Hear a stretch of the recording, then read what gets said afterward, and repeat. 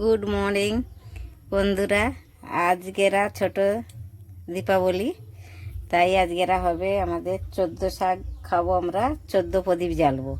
তার জন্যে কড়া গরম হয়ে গেছে, আর শুকনো লঙ্কা দুটো কেটে দিয়ে দিচ্ছি। এবার দিয়ে দেবো এই 14 শাক ধুয়ে রেখেছি, এটাই দিয়ে দেবো, ভাজা হবে।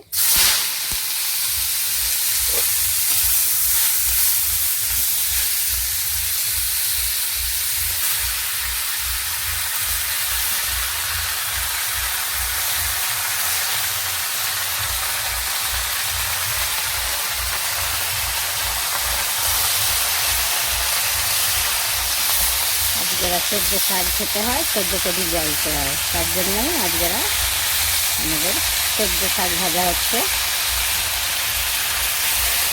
আপনারাও খাবেন যারা যারা মানে 14 প্রদীপ জ্বালে। একটু হলদি দিয়ে দিচ্ছি শাকের মধ্যে,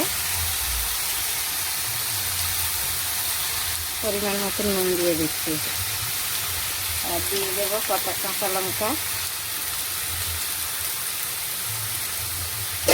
ছিঁড়ে এমনি ভেঙে দিয়ে দিচ্ছি। এবার ঢেকে দেবো।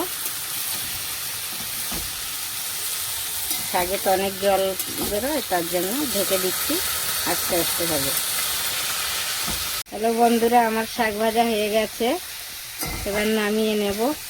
শাকে একটু তেল বেশি লাগে, আপনারা চাইলে এমনি করে খেতে পারেন, খুবই ভালো লাগবে।